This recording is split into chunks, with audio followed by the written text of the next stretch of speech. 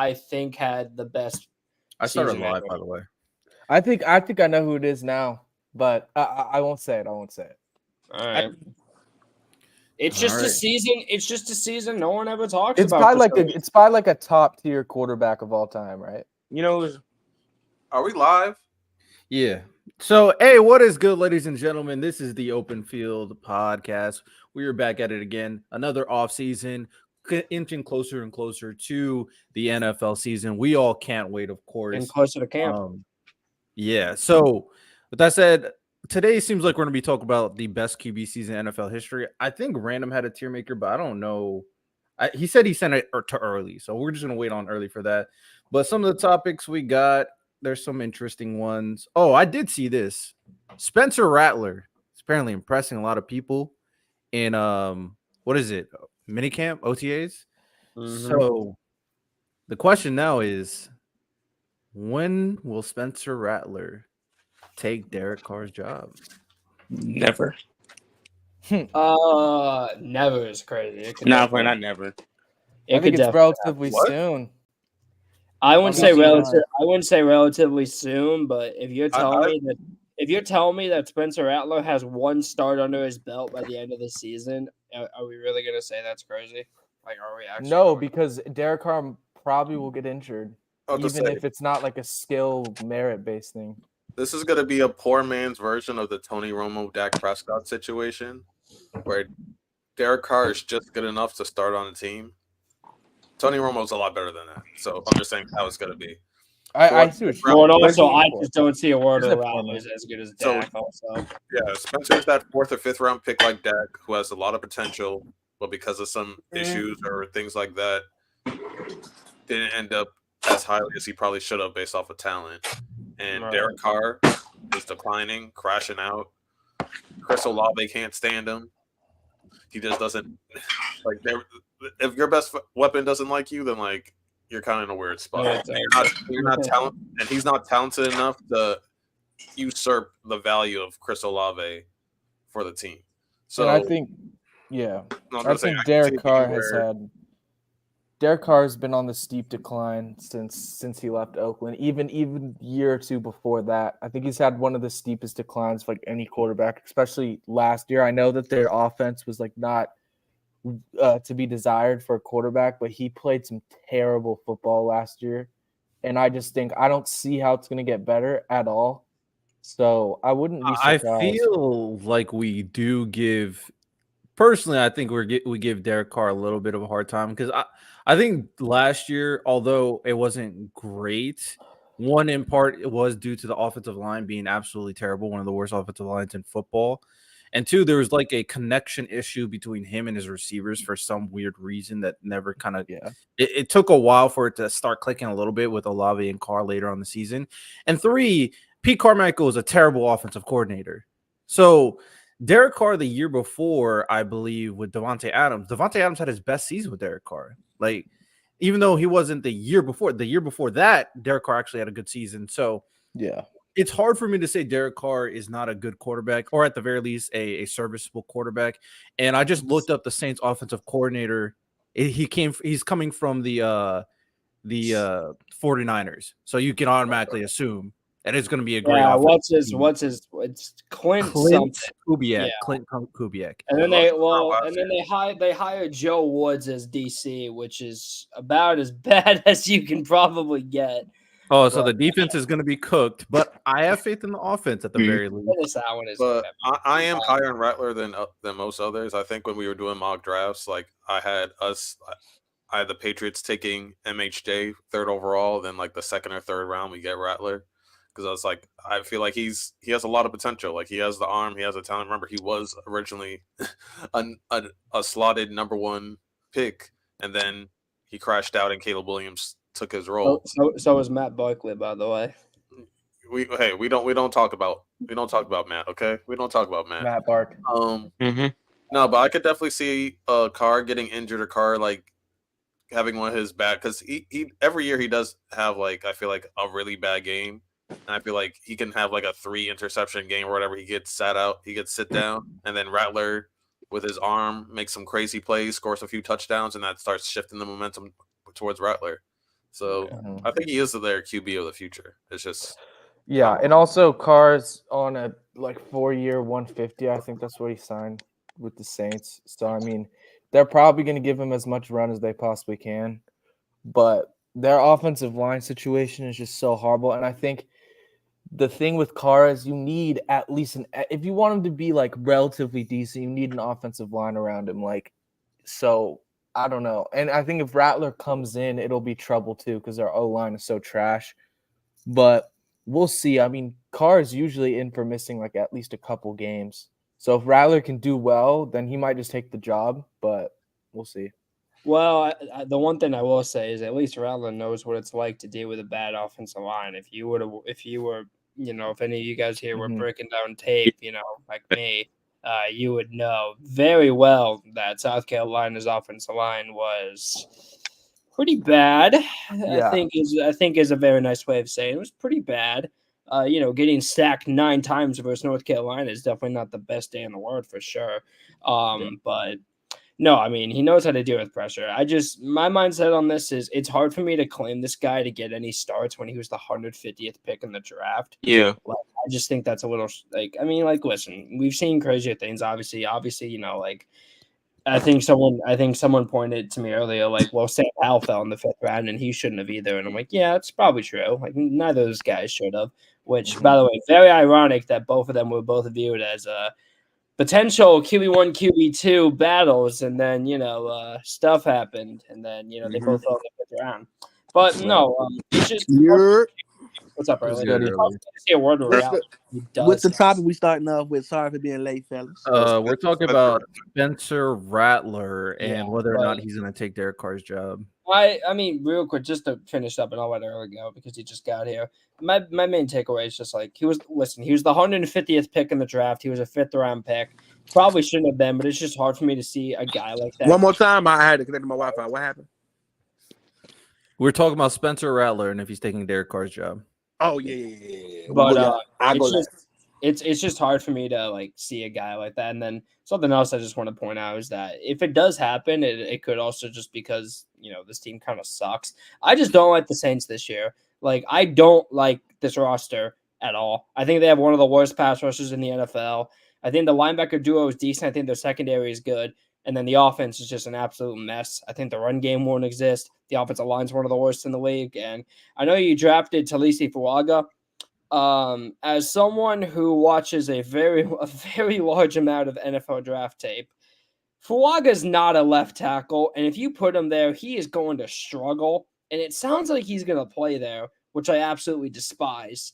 And I think that's an absolute mess. And it's going to be a mess. And hopefully they put him where he should be, either at right tackle or inside at guard. But no, I don't like this roster at all. I think if you told me the Panthers are better than them, I'm not really going to be shocked. I just don't like this team. I think they're going to easily earn a top 10 pick in the draft. Yeah, I feel like the more likely scenario, which what you said, which I agree with, Donnie, is that they suck. And they're like, all right, Rattler play. Yeah, let's just see what we got. We have nothing to lose. I think this is going to be the first year of Alvin Kamara's decline. That's just my opinion. Because I think we already saw it last year, in my opinion. Yeah, well, we did start seeing it last year, but the offensive line has not really gotten better. Yeah. He's older. He's going to get slower. The QB play is going to be as bad, or it's not even worse than last year. So, yeah, I just feel like doesn't Chris Olave hate Derek Carr anyway? That's what I said earlier before you came on. I was like, yo, they're Chris Olave does not like Derek Carr. Yeah, there's some chemistry issues between the two, and it's really hard to say that whose fault it is, to be honest. But because people, chemistry issues. Well, I know Chris Olave is good. I don't know about the other one though. People say Derek Carr's the nicest person in the NFL. Also, I mean, to be fair, Chris Olave did get exposed trying to escape away from a police ticket.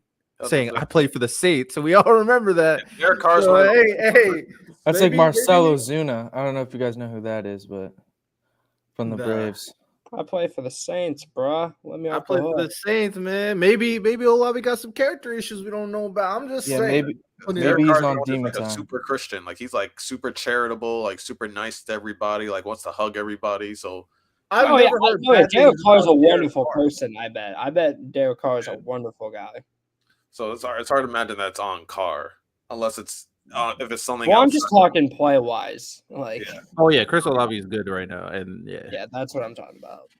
yeah, because we've never heard any bad thing about Derek Carr, not a single time until last year. So I don't know, man. Who knows? You remember a few years ago after Gruden, and he was the one that like rallied the team together, and like he was basically giving like sermons like on the press stands and stuff like that. Like he was the main one like rallying the Raiders together after the whole Gruden fiasco. So I'm not putting it on Gruden. Bro said Juneteenth Riddell. Jesus. Hey man, I'm just saying it how it is. All right, I'm just bringing out all the possibilities. But I'm sorry, bro. Jesus Christ, that caught me off guard. But maybe it'll be better. Maybe we'll see with Spencer Rattler and Olave because they said Rattler had character issues too. So we'll have to see how everything plays out. Carson Beck, I hope you enjoy New Orleans. You probably won't, but enjoy it. All I really have to say. Yeah, Carson Beck. Do we believe in Carson Beck? I mean, I believe in him a lot more than I believe in Rattler. So I haven't seen enough about Beck, to be honest. Also, like other than like Rattler, from all the people who seem to be going to be a potential starter in the NFL, like Rattler, Nix, McCarthy, Penix, Caleb, Jaden, Drake. Like a lot of them are getting good feed, like saying, "Oh yeah, they're looking good. Drake's looking good. Jaden's looking good." The only one that's not getting good feed, it seems to me, is Bo Nix. They're saying like, I ain't heard nothing good about Bo Nix. Look, man, I hear he's been like missing throws, off time, like key misses, stuff like that. Wow, it's almost as if the entire Oregon offense was nothing but check down and drags, and now he's going to get exposed by that.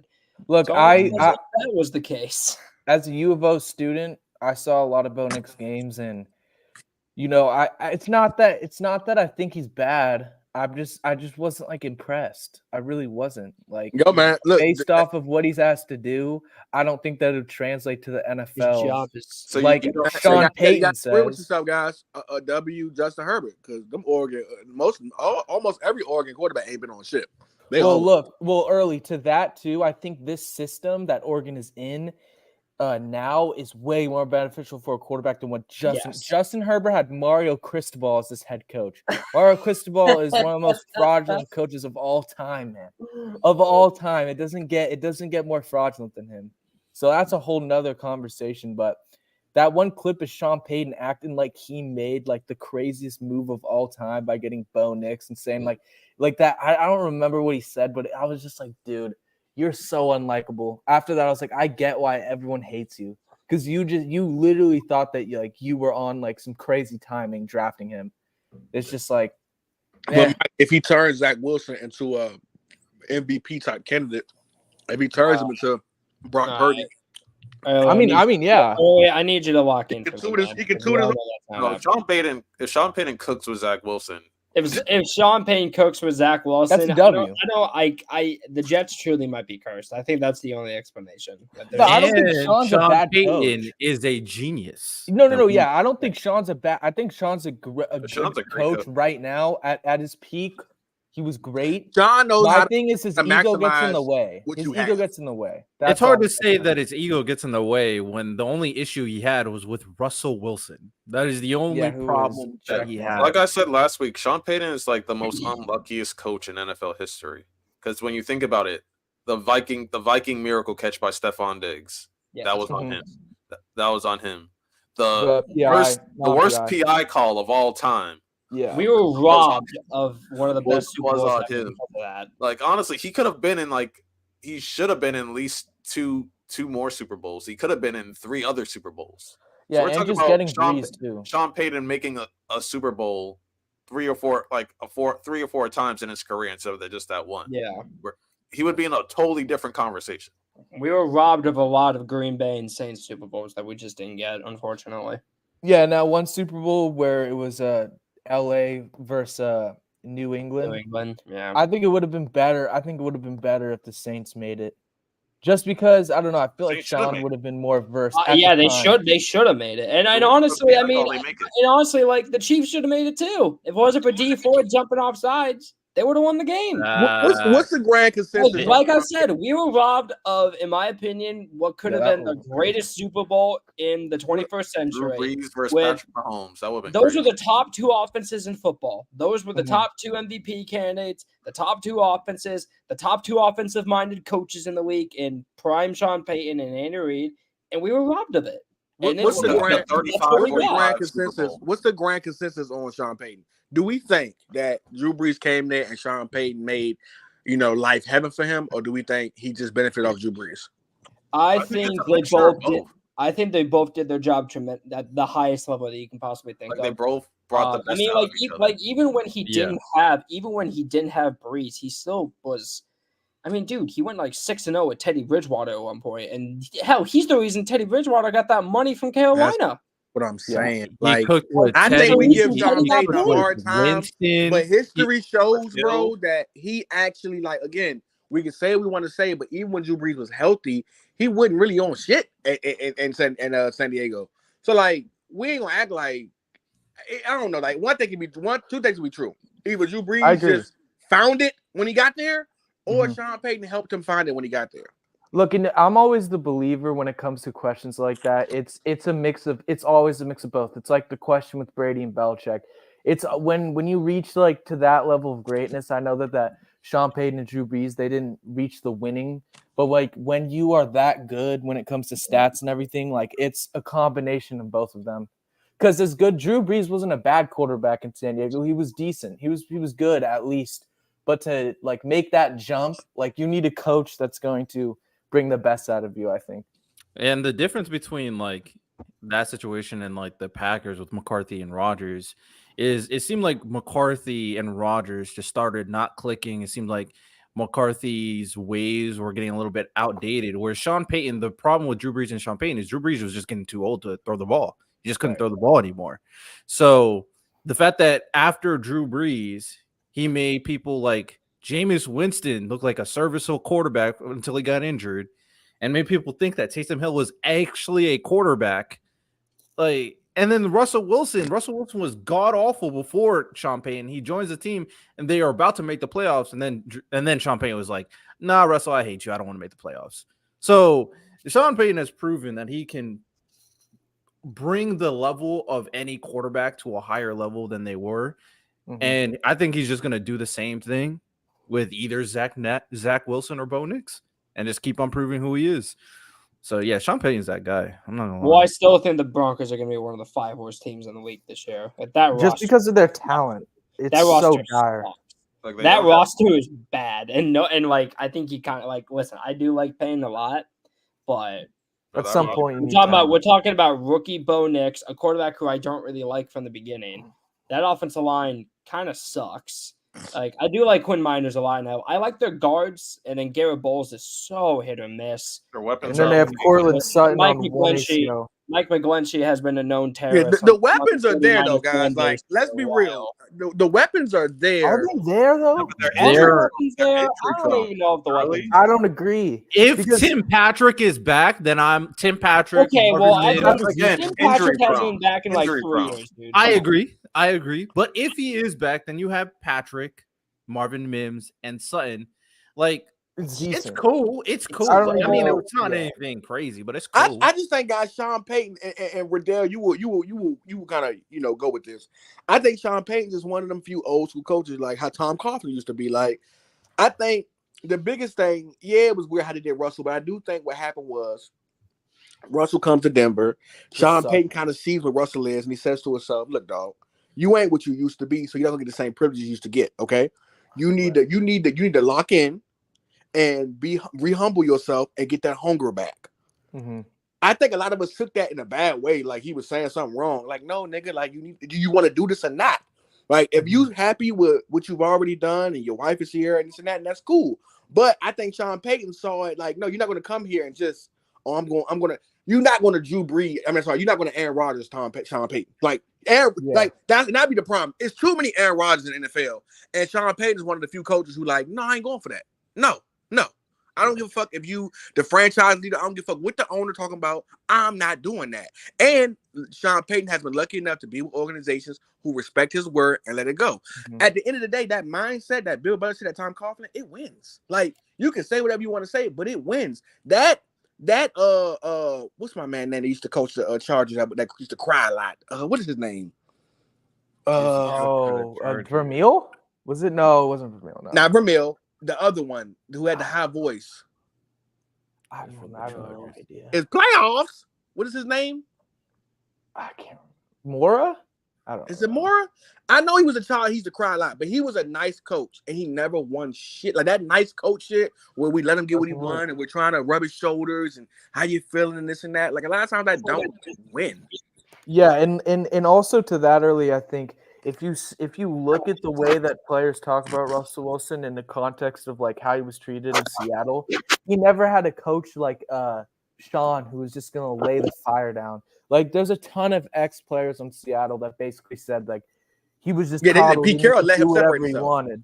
They let Pete Carroll. They said Pete Carroll, especially Marshawn. He said that when Russell first got there, like when they first got there, he was humble. 4th round draft pick. You know that was Johnny Flynn's team. Not Johnny Flynn, but Matt Flynn's team, and he took that spot. And he's like, once they got that first Super Bowl, he started to kind of like separate himself. But that happens in the industry. It happens. And the organization also contributed to that. It wasn't just. It was definitely Russell being egotistical too, but it was the organization. Like giving him the keys and like treating him, which he deserved at the time for sure. But like, but the real ones though, but the real ones though, Mike, the real ones. If we go on a flight together, and there's 6 of us, right? And someone says, "Hey Earl, since you know, we'll make you the one." Or hey Riddell, hey man, we're gonna put you in this room and then put your homies in the room together. No, we're not doing that. Like if you're a real leader, you don't go for that. You don't say I want special treatment. You don't say I deserve special stuff. Like guys like Aaron Rodgers, once it's presented to them, they take it. Right. Oh, bet. Cool. I'm cool with that. It's a lot of guys who don't do that, who want to be in the mud with their guys, who want to have those private mini camps with their guys, like Tom. And what's crazy is that the ones who do that, they tend to win a lot. You understand what I mean? Because I feel bad for like Tyreek Hill. I understand Tyreek feels like, okay, Tyreek felt like, you know, he said it. He said it before on podcast. He said that, you know, Patrick Mahomes kind of treated him like a stepchild. Like he was closer with Kelsey, a lot closer. And he said, you know, Kelsey was his dog. But you look 3-4 years later, and you say to yourself, well, they won 2 with just them 2, and literally that nigga he leaned on Kelsey in the playoffs, and he won. So it's like, I mean, he picked the right thing. Like he leaned on the guy, and the guy who he leaned on ended up being his best friend in the outcome. Mm-hmm. That is an interesting kind of situation, though, when I'm thinking about it, right? Because like for the most of the NFL tenure, and really kind of diving into the weeds, is that it's a more of a quarterback wide receiver type relationship. That's the norm. Like you get your relationship with your number one receiver, you guys are like buds, all that good stuff. And then to come to find out you're a star receiver, one of the best in the NFL, and your quarterback prefers a tight end over you. Honestly, that is a different type of thing. I just think it's personalities. Like I just think Mahomes and Kelsey are they're a lot more similar. Like I'm not trying to like be an asshole here, but like, you know, Tyreek Hill be wilding out. Like they are got a lot of baby mamas. Yeah. Like he's on demon time. And like Mahomes and Kelsey is a podcast, but like 3 different baby mamas in 1 year is crazy. Dude, he has like 9 kids. Tyreek Hill be wild. Mahomes is not on that. Mahomes and Kelsey, they just opened up a restaurant together. Like they're like this. So like they're more low key than him, and I feel like it was. I don't feel like they didn't have resentment for him, but it's just like they definitely didn't connect with him as much. I mean, that's what like Tyreek said pretty much. But to be fair, before Taylor Swift, Kelsey was wilding too. Kelsey he be doing his thing too. I'm sure, yeah. But no, I agree.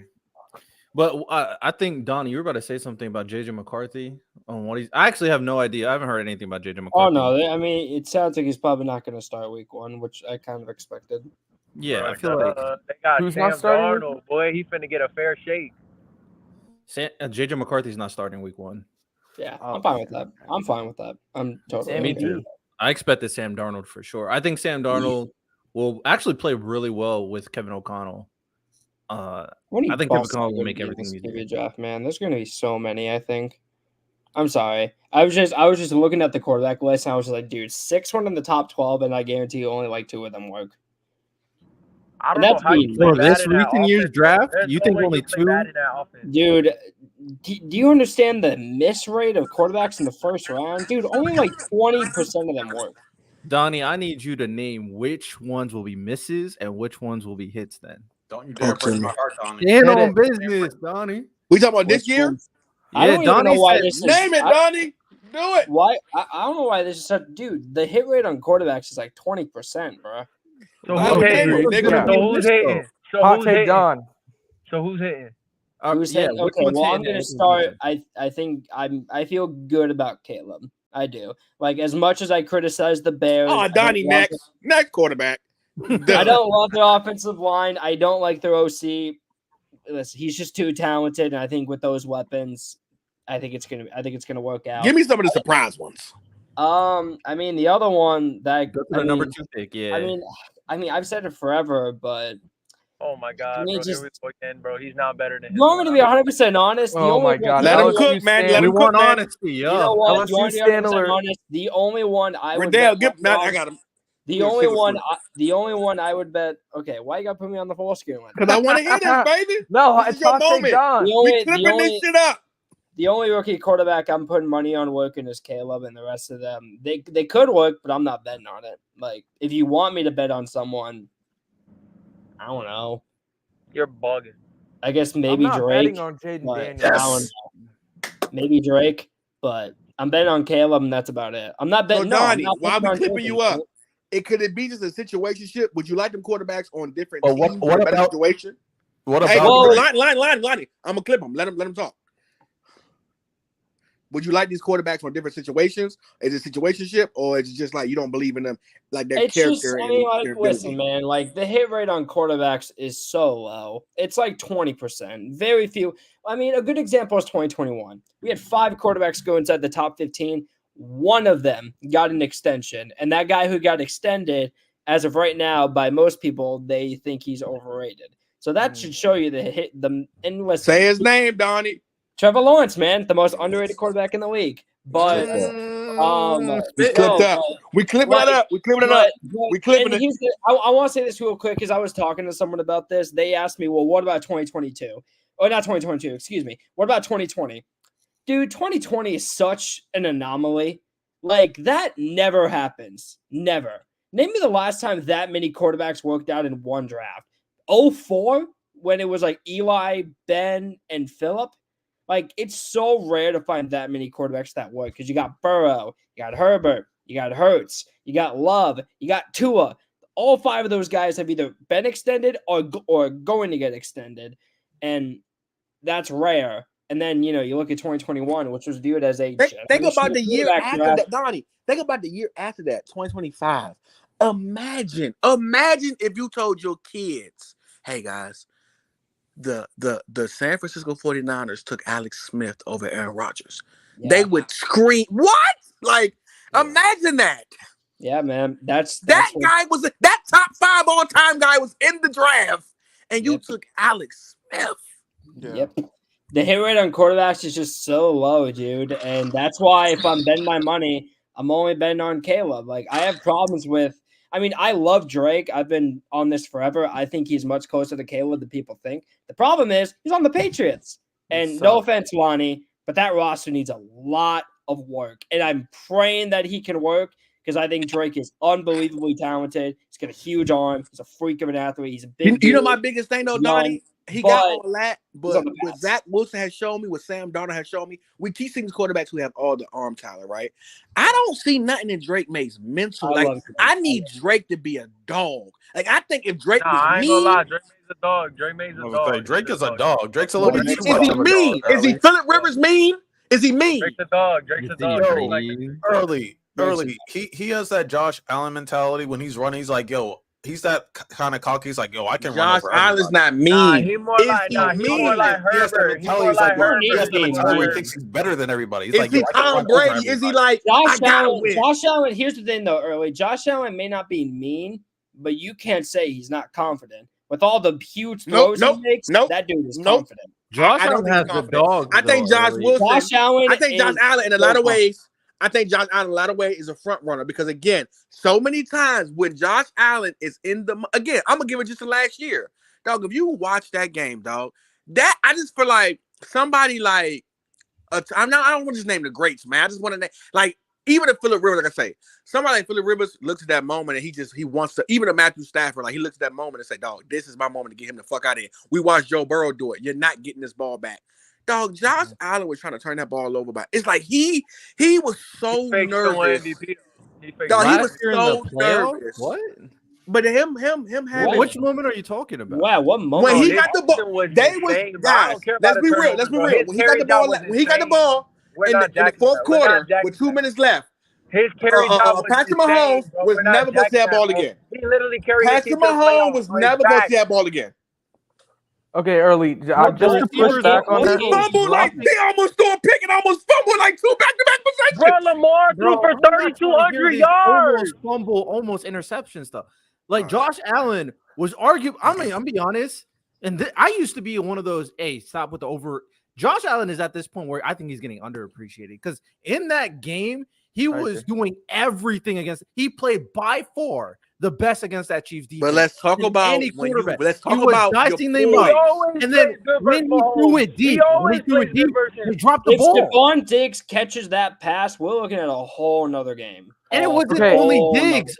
Someone else dropped the ball. But even making that throw, like, all right, that throw was you could not that have was put a that dive. ball What the hell? any better. I'm the biggest You could not have player put here. that That was ball a dive. any better. He put it right where Diggs should have gotten it, and he dropped it. But I watched in the same instances, guys. I watched maybe it's just play calling. Maybe it's play calling. Maybe it's play calling. I watched in the same instances where Joe Burrow was in that situation. Joe Burrow said, "You know what? I'm not throwing nothing deep down the field. I'm not doing no where it could possibly be dropped and I'm wasting time. No, I'm finna dig and dime you, and I'm gonna wear this clock the fuck out."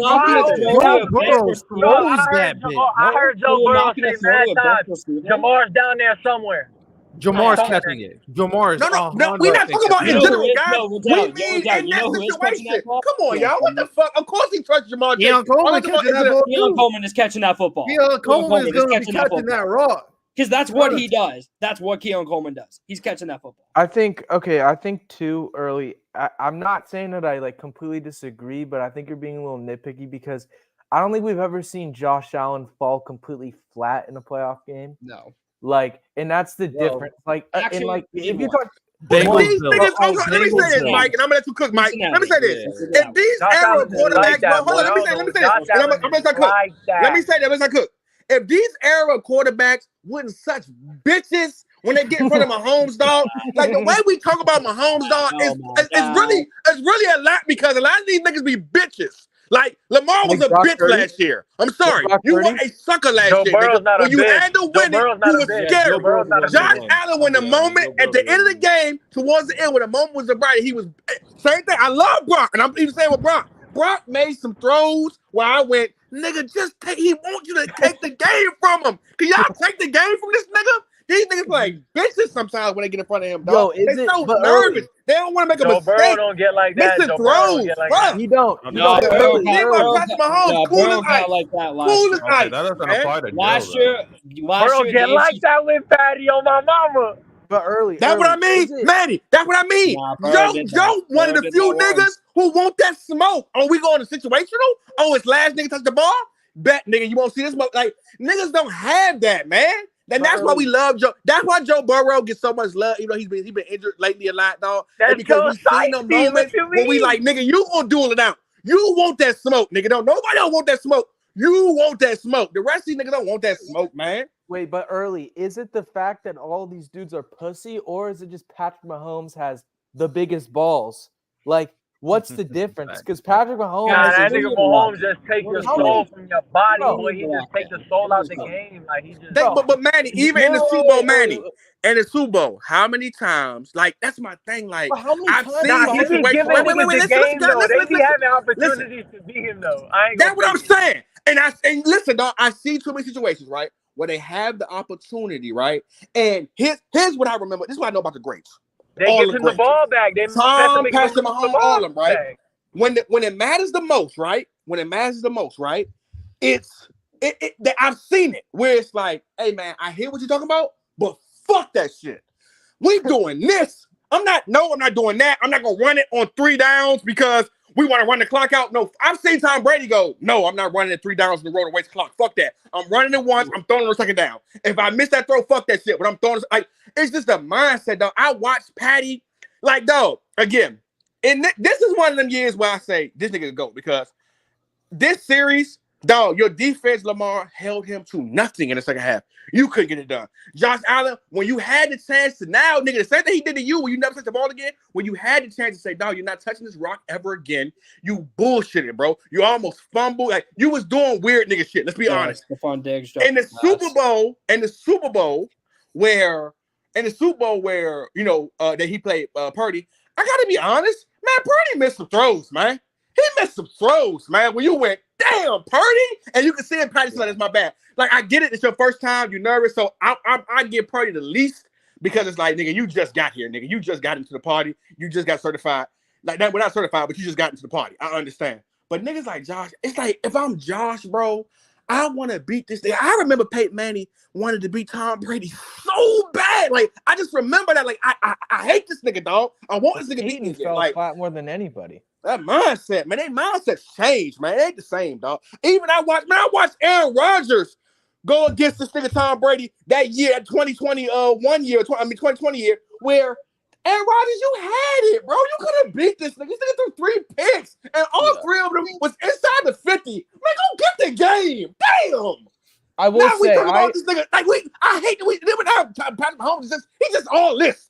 God damn, I hate hearing about him all the damn time. He the GOAT. Patty, I hate that shit. All these bits like Javonte or Floyd. You keep fighting weak ass niggas. Now we gotta see the GOAT because of the fault. I hate it. Early, that's why Jack Joe Burrow so much, bro, because he don't like Mahomes. They don't jack that nigga, bro. He not scared of him, bro. God. Hey man, you seen that video they did the quarterback joke where they showed Mahomes in the when they showed Mahomes back in the locker room. He was like, I can't beat this nigga. Like, I love that shit. Joe made that nigga, he had that nigga frustrated. Had him, I can't beat this nigga. I want to hear that from niggas, man. I'm tired of everybody being, I can't beat this nigga for Mahomes. Joe Burrow, the one nigga, that's why we give him so much leniency, bro. That's why we pray and hope that this nigga stay healthy. Because we know you the one nigga who will get the job done, bro. You are the Arnold Schwarzenegger to Patrick Mahomes' predator, dog. You the one nigga who gonna step up and get it done, dog. The rest of these niggas is pussy, bro. They don't want no smoke. They don't want the ball in their hands. They praying to God. They coach calls something to get them to save them. Like, no, Joe, like, nigga, I want this bitch. I want it. He just didn't have a good enough team to beat that Rams team. But Joe Burrow is one of the few niggas I say he got it. The rest of them niggas, man, pack it up. You niggas is soft. Early, I wish you had your camera on early because that whole thing would have been a nice clip. Yeah, L early. Now we can't clip that. L early. Man. But the one thing I mean, we can still clip it now. Come on now, we can still clip it. Early, let's not looking at a logo. We want to see the eyes, man. Let's not rewrite history and act like Peyton Manning had that killer instinct when he fell flat more than any quarterback, especially against Peyton Manning actually performed well against Brady, though. That's what I'm saying. He did it Peyton raised his level to when time. he wanted to win, though, guys. Like, that's my thing. Like, yeah, Betty whipped his ass a lot, but Peyton, if Peyton wanted to beat I'm pretty sure bro, Peyton has a winning record in the conference championship against Brady. That's a very specific conference champion. That's where they meet a lot. What they met there 5 times. They met there a lot. What's the record? They met there what? I don't know. That's like this. That's like this, dog. I watch when as much as Patrick Mahomes beats fucking Josh Allen, right? When Josh Allen beats him in the regular season, right? And he goes to shake his hand and say, good game. This nigga goes, that was a bullshit call, and you know it. First of all, bro, I just watched you get a bullshit call versus the Jets when Zach Wilson almost beat you with that bullshit ass PI call. Like, for you to do that alone, if I'm Josh Allen, I'd have been like, man, fuck you. No, Y'all right, like bet. that, Fuck you, nigga. Fuck you. I want to shake your hand and say, good game, you beat me all the time, but you can't even give me that. That's a bad call. Man, fuck you. Y'all the king of bad calls with Taylor Smith is in the stands. Bet. That's how you got to feel, dog. Feel that way. Peyton has a 3-2 record versus Brady. Yeah. So I don't want to hear that shit. All right, but I'm just saying. Hey, I'm just like Michael brought it up. But he's I think it's like low key. Mahomes been doing the LeBron effect because if you see like in the offseason, he hangs out with Josh Allen. Like he gives praise to like Lamar and stuff like that. So it's like they all buddy, or he's all buddy with them. Like him like what? Him and Josh did like a golf tournament against Rodgers and Brady and stuff like that. They're all joking around and shit. It's not like it was in the 90s where like niggas wanted to really beat each other. But ain't even in the 90s. I watched Shady say, I didn't Shady, but I watched 2 times. I watched Shady say he shook Drew Brees' hands and in the same breath was like, man, got that old ass nigga out of here. Get that wash. Yeah, no, I remember that. I love that. Or when he went to shake Tyrann Mathieu, he went to grab Tyrann Mathieu like, hey man, and Tyrann Mathieu said, man, fuck you. He said, man, fuck you too. Like, that's what I love. Like, damn, yeah, man.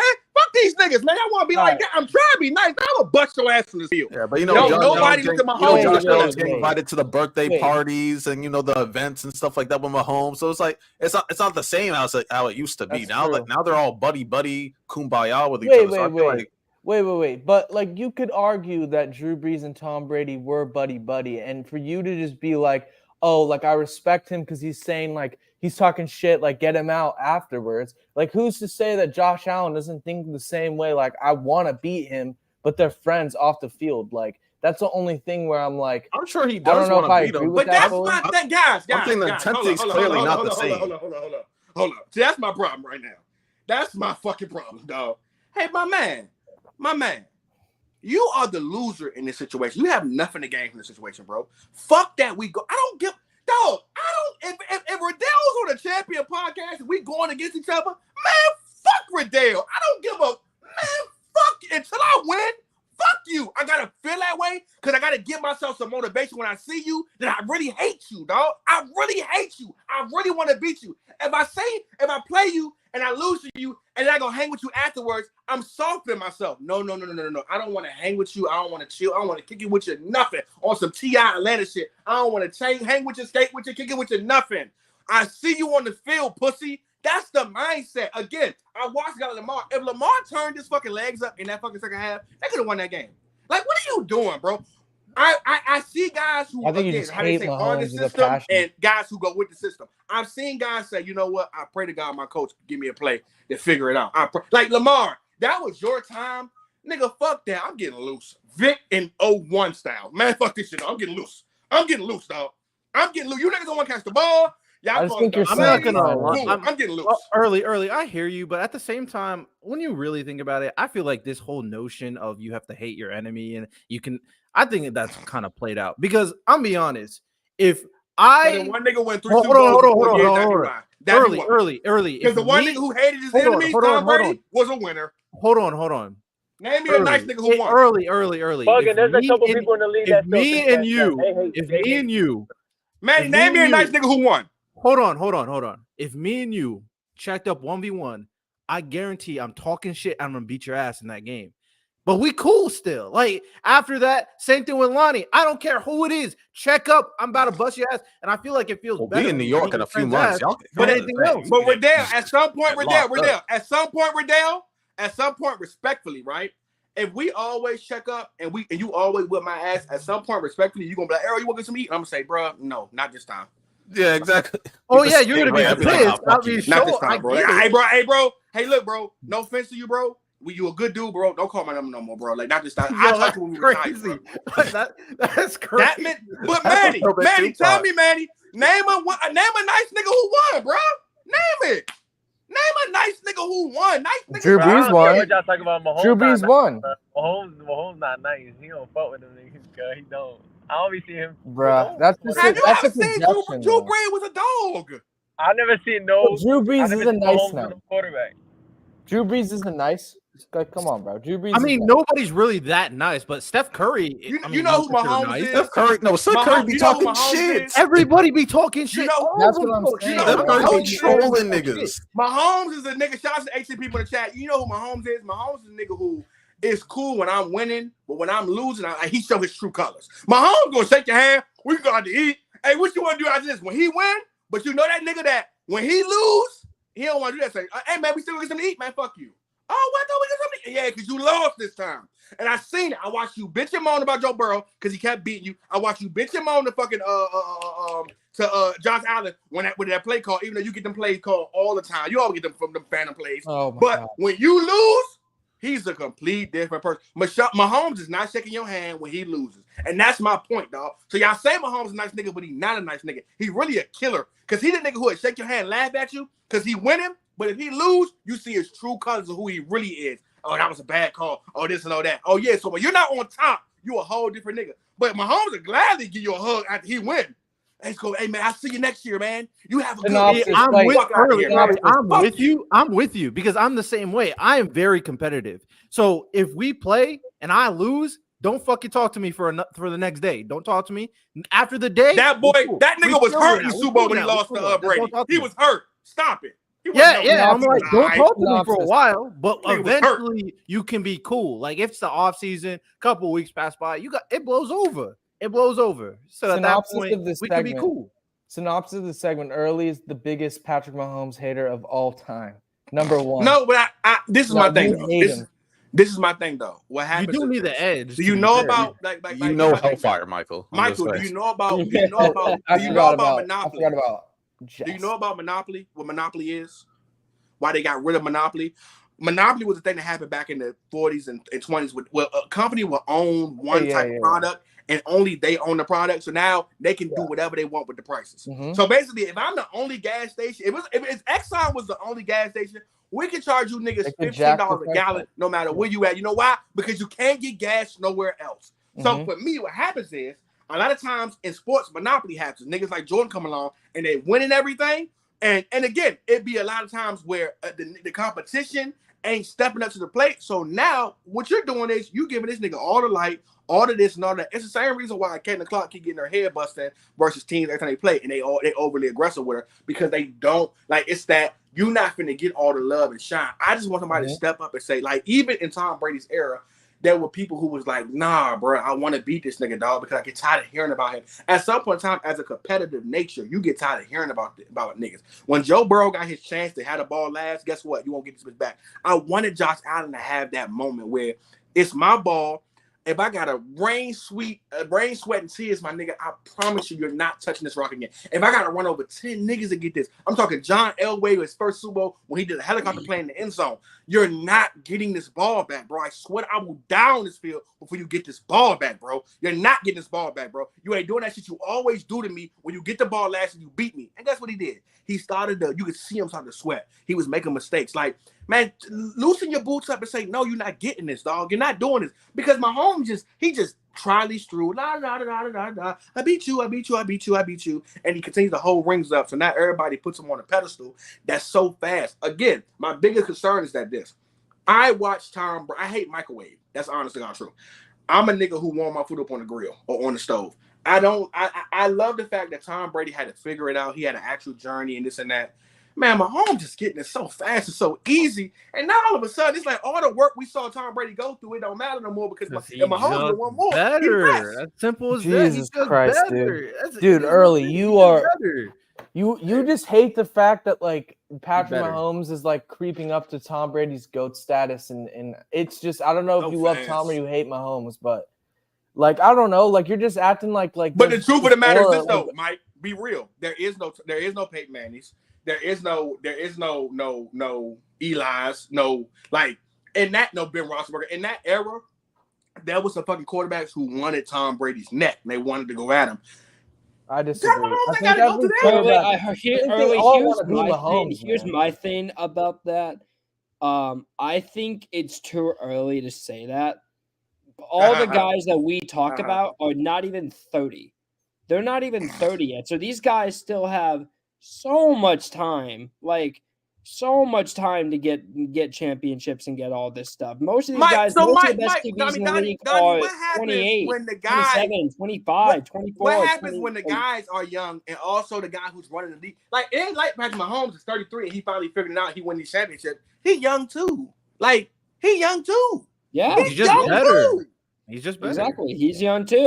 So when they young, he's older than most of at the same but pace. he's The same here's the thing, early. He's older. He's still older than most of the top quarterbacks in the league. He's older than Josh Allen. He's older than how much? he's older than Lamar. He's older than Burrow. He's how old older is than Patrick Mahomes right now? Like the reason why this matters is because I think when you're saying, oh, this era doesn't really matter because we had other guys going after Brady and consistently kicking him off his feet. Here's the thing. It took people a while to do that. It took people a long time to realize, oh, we can actually beat up Brady. Oh, we can do that. Because if you guys forget, Brady won his first 3 Super Bowls in his first 4 years. So Mahomes is kind of doing the same thing. I think eventually we'll start to see the dominoes fall. You know, you can't keep a super team forever, and the Chiefs right now have built a team very well. And I think eventually Cap is going to hit. Pat Mahomes, Josh Allen, the same age, by the way. People are going to get more rings. They're both 28. I think it's unfair to say that this Lamar Jackson is 27. Bad. It's just a matter of it's too early because most of the top guys. Burrow is 27. So what are we talking about? These niggas the same age. So all these guys are under 30. What I'm saying is that this. You're all young. Patrick Mahomes is 28. Yeah. Joe Burrow is 27. Lamar Jackson is 27. Josh Allen is also 28. So the niggas that are in the tops, unless we saying like, you know, see they Stroud in them coming, cool. But a lot of the niggas who on the same platform as him right now are either older than him, 1 year younger, or the same age. So I'm looking at it like, if you, again, this is how I look at it, right? Going into next year, right? And we don't see nothing right now. We blind, right, guys? We blind. We don't see that bigger boo. Do you got Josh Allen beating Patrick Mahomes if they go toe to toe in the conference? This year? This year? No, because exactly. you have to. You have Lamar Jackson beating them. No, maybe. Do you Would I bet on it? No, but these teams can't. Like it's not. But okay, you know what? I can also use this argument early. Let's say Tom Brady went up against Philip Rivers in the playoffs. Who are you going to bet on? Oh, you're going to bet on Brady. Yeah, of course. And if Josh Allen plays Mahomes, yeah, of course, you're going to bet on Mahomes. It's the same thing. It's the same thing. Here's what I'm saying, though. If Josh Allen has the ball last and has to score a touchdown to beat Patrick Mahomes, do you trust it? Well, here's my answer. Because like, I do because he did it, but, you know, he didn't. 13 seconds, I guess, is too much time. I don't trust him this year. I know a lot of people are high on him. He did it. Then 13 seconds. People are saying like, "Oh, Diggs is gone. We're really gonna see Josh Allen be able to like throw the ball to everyone else." Yada yada yada yada. Kincaid, as much as I believe in him, like he's probably gonna be the tight end I draft in fantasy. He's still unproven. Keon Coleman is a project. I don't know about unproven. And that's another thing too. I'm proving that's a number one option, Donnie. That's what I'm saying. Have continued as a number one option, he's continually to put stuff around him. Even though his offense wasn't shit, that defense was legit. Like they got a good fucking organization too. These other niggas is slacking. They better make a move.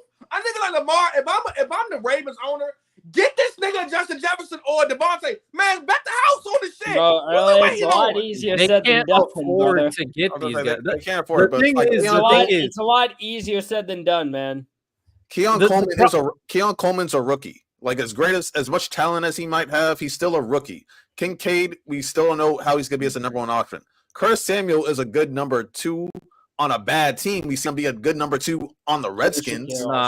Samuel's a solid receiver. Yeah, he's solid. He's solid, but it's like, yeah, he has talent around him. But at the same time, people saying like, oh, we're gonna see Josh Allen like fully bloom, stuff like that. We haven't seen him without the crutch of having a number one receiver like Diggs. We haven't seen it. So people saying like, oh, he's gonna have an MVP season. There's still a good chance that he not like crashes and burns, but there's still a good chance he has a down year because he has to adjust not having a dominant number one receiver that can make his life easier. Because now it's all on him, and we don't know how he's gonna perform that. Because guess what? If it's all on him, he might have even more turnovers than last year or the year before that. That's a possibility. But people are just like, oh, he's a MVP front runner. He's gonna be able to do so much. He's gonna go so crazy. He's gonna have more responsibility, and we see some of his decision makings result in a lot of turnovers, a lot of mess ups. So Lonnie, speaking of new situations, he's my MVP favorite. With this recent situation with Brandon Aiyuk, and with this recent situation of Brandon Aiyuk, and the whole situation with him being on the phone with Daniels, I want to go into a situation where what are 10 situations that we see Brandon Aiyuk going to where he can immediately be productive and help that team win? Not just saying like because he can probably be productive anywhere, but I mean like take them over the top and make them a legit contender. I want to kind of go through with guys and try to pick 10 places that he can go. Like pick your place and why you feel that way. I have one off the top. 10 places. Am I going first or who's going first? Yeah, you go first, Lonnie, since you just finished. Oh, I have the Steelers. Put them across from George Pickens. Ooh. Russell, because I think Russell Wilson's going to play good because I don't think he's going to be required to do a lot. Do they have the money? Is it doable? Yeah, I think so. Yeah, I think they have the cap. They're like top 5 in cap space, man. Yeah, so they have the money. They have the money to do it. So him across with George Pickens, I still like the potential of Washington as that freakish tight end. I hope he gets more playing time this year. They have a great running back duo, great offensive line. So I feel like Aiyuk can thrive. Aiyuk can thrive there, and Russ can have a resurgence with Aiyuk, George Pickens, Warren, Harris. That offense could be crazy. My counter argument. I'm gonna be honest. I'm just gonna be the counter argument guy because I've never been. I'm not as high on Aiyuk that everybody else is, and in consideration with the with how much you have to pay Aiyuk, why not?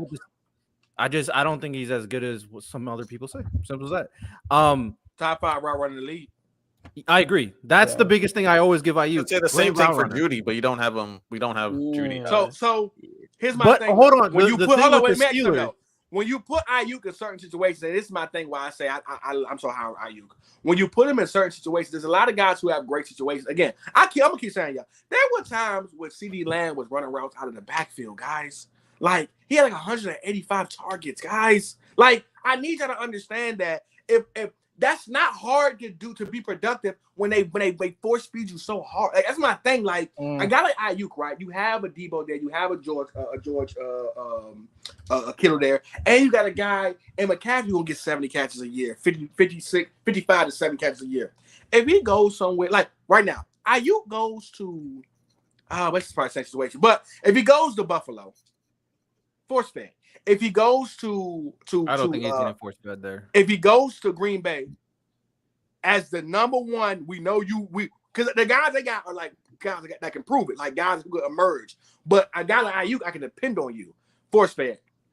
If he goes to a Chargers, if Brandon Aiyuk played for the Chargers and he's the number one guy, force fed. If Brandon Aiyuk goes to if Brandon Aiyuk goes to T-Law and he plays for T-Law, the same catches that really wasn't catching, Aiyuk catches those.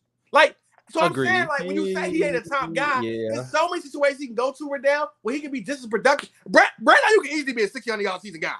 Brandon Aiyuk was also in the perfect situation. Like you just said, wait. They're in the perfect. He was in the perfect. Riddell, let me add to he was in the 49ers. But I'm saying he was productive and shared the ball. He was productive with like 80 catches, a lot of pressure got alleviated based on Shanahan's scheme.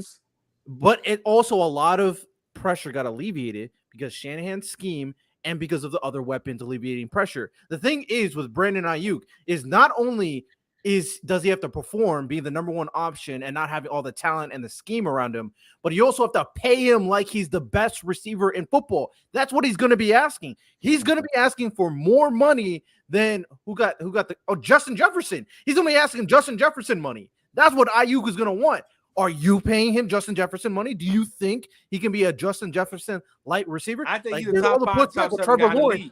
The receiver and quarterback situation. You think he's a top 5 receiver? That's so freaking ridiculous, Early. Wait. Let me add something here. Top 5 is absolutely ridiculous. Early, to make it as simple as you just wait. Hold on. To make it as simple as just you let a guy be number one and it's just gonna work out. That's ridiculous to me because when you're the number one option, take for CeeDee Lamb, for example, when you're getting doubled and you're getting shadowed over the top every single game, that's way harder than to be beside Deebo Samuel. With the top 3 run game. He had everything with him to the point where he could get a one-on-one coverage almost every single time. You put him in a situation where he's getting doubled, as I said, or over the top helped, it changes the situation completely. My thing is, let me rebuttal. Y'all go. Here's my situation. Here's my problem, though, Mike. If he was a guy who depended on athleticism or something like that, then I might agree with you. But guys like him who are pristine route runners, who can get open in the phone booth, dog, those guys separate their talent, and their separation is different from the average Joe who's just getting force-fed because he's strong. Now, why I say Brandon Aiyuk could be top 5 to top 7 is because of this, right? And Trent saying, top 5. This is why I say that, right? Because you know what's so funny about us? We'll sit here, bro, and we'll off of, emotion and off of past experiences and this and that third. We'll say, oh, this guy's this guy, not that, right? But then when a guy's producing, you see the talks of where they putting the guy at, right? Prime example. We're not going to act like for a 3 to 5 week stretch, we wasn't saying AJ Brown was top 3. But now it's all season here, and now you niggas is afraid to put him top 10 damn near. I don't think he's top 7 or top 8. Like, this is what I mean, though. Because if Brian Aiyuk goes somewhere and he produces that way, prime example. Who said CeeDee Lamb was this good a year ago? But when you show the numbers, that's what we do. Hold up. I'm gonna finish. Here's what we do. When you show the numbers, now he's that guy. So if Brandon Aiyuk goes somewhere, like I said, if he goes to Green Bay or somewhere like that and puts up a 15, 16, 50-yard season, 122 catches, guess what we saying? Oh, man, he might be a top 5 in the league. So it's all about production, guys. All projecting. We sway over production. Super hard. You're just projecting. I think. Hold on. I want to do it. What you? Yes, he can produce like a top 5 to 7 receiver. There it is. I want to do. I want to do a would you rather with Aiyuk because we're gonna see like where early actually ranks because he said 5 to 7. So we're gonna see where he is. So we can do it. I did this with ETN. What are we talking about, man?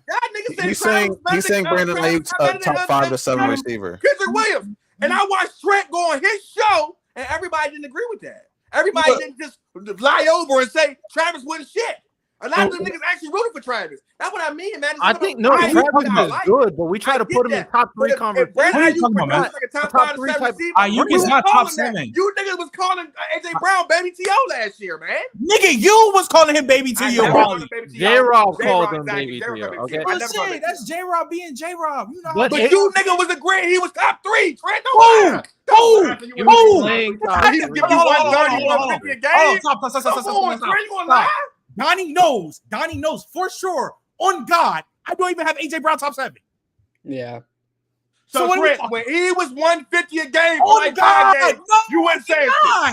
When he was on pace to get damn near 1,900 yards, you weren't thinking it. I did not. Nobody. I can put on word of my mother, bro. I've never said in my life. Did you have Cooper Kupp a top 3 receiver when he put up 1,900 yards? No, everybody, my mama knows me. I never had Cooper Kupp in my. All right, Trent, you one nigga. Everybody else in the chat, tell the truth. Did you not have Brandon Aiyuk up there when he did that Triple Crown? Yeah, Cooper Kupp. Brandon Aiyuk. Oh, Cooper Kupp. Riddell, send Josh a link, bro. CEO early. You want Josh to come up? Josh cool. Josh. Oh yeah, Josh cool. With the Josh Bowler, he out of here. You know, he said, what's his name? He the younger with the deep voice. All right, cool. Yeah, send up Bird White up here. But yeah, that's my thing though. Y'all nigga was saying that's what he's known for, top status, and we talk about big money and how great he is. He has no case for top 5 right now. He has no case. So early, let's do a would you rather. I say he could produce like a top 5 to 7 receiver. I don't think Aiyuk is Cooper Kupp good though. So yeah. Huh? I don't think. Yes. You don't think Brandon Aiyuk can sit in the fucking slot and kill people? You don't think Brandon Aiyuk can put up Lamar St. Brown numbers? I mean, he did put up Amon-Ra St. Brown numbers. I mean, he literally did, but I think he's as good as Amon-Ra, but yeah, he's better than Amon-Ra. Top 7, but like I'm saying, but watch this though, Riddell, you personally, when we did our fucking rankings last Saturday, you made it your fucking agenda to make sure we wasn't gonna forget about Amon-Ra St. Brown. Don't nobody here think Amon-Ra St. Brown is shit, but a great slot receiver, right? But because he was produced the way he produced, you yourself would not let his name go unheard. That's what I mean. I think production. Because why did you not say that about him, dog? Early, why did you not say Aiyuk's name then? Why did you not say Aiyuk's name? It's different. It's different. It depends on the conversation. When it comes down to this conversation, we are discussing Brandon Aiyuk going on to a different team, being a number one option, and potentially asking for Justin Jefferson money. If we're doing the same thing with Amon-Ra, I will keep the same energy. I wouldn't have confidence in Amon-Ra to go on a different team, ask for Jefferson money, and produce like a number one option. I'll be skeptical of that as well. That is the conversation we're having. If we're talking about will they produce on their team and have a good season, yeah, Aiyuk will do that. Okay, Riddell, what does Calvin really look like if he catches 75% of them drops? He looks like a better receiver, but he'll actually might be bad. Like he might wait a minute, he might actually be top 15, but he didn't. So he did. I agree to that. Really was bad, bro. He was not good. If he goes to a situation, right? If Brent Aiyuk goes to a situation, right? Like a Chargers, right? And let's just say they like Jim Harbaugh makes sure he gets the ball. He put up 1,600. He put up 115 on their ass. 11 touchdowns. I'm not saying, listen, I get it. There's some guys on this that really watch ball. But you think the consensus wouldn't be he was a top 5 receiver. Now, this is why I agree with you early. I agree with you on that because the consensus did that with CD. And let's be real, Trent. Let's have a conversation. Honestly, CD's not top 5. Let's have a conversation, honestly, bro. It's so many niggas I'm taking over. See, let's just talk about. No. That's what we're not about to do. That's what I'm not gonna say 15 niggas. I ain't gonna be crazy. What I'm saying is that when it comes to what CD does, I don't think CD produces like that in so many other places because I don't trust CD. What? Producers like that. What we talking about now?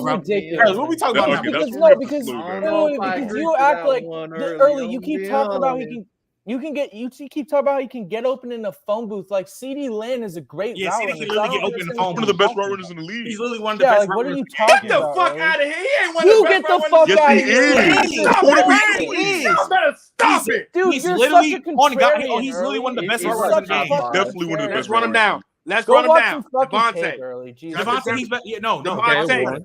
Amari Cooper. He ain't better running than the new guy we coming in right now, Tank Dale. He ain't better about running than Tank Dale. He ain't better about running than Stephon Diggs. He ain't better about running than Brandon Aiyuk. Like, bro, let's stop this, bro. Yes, he is. Aiyuk can see these. Nah, I think Aiyuk can see here. Fucking linebackers. Man, stop it. Early. What are you babbling about, bro? Fucking gadget back ass, dog. Stop it, dog. You said CD's a gadget? What the fuck are you talking about? Dude, you're a gadget, bro. What is he? Manny, what is he talking about, bro? What is this young nigga talking about? That is crazy. Why are we lying? You just call him a gadget receiver.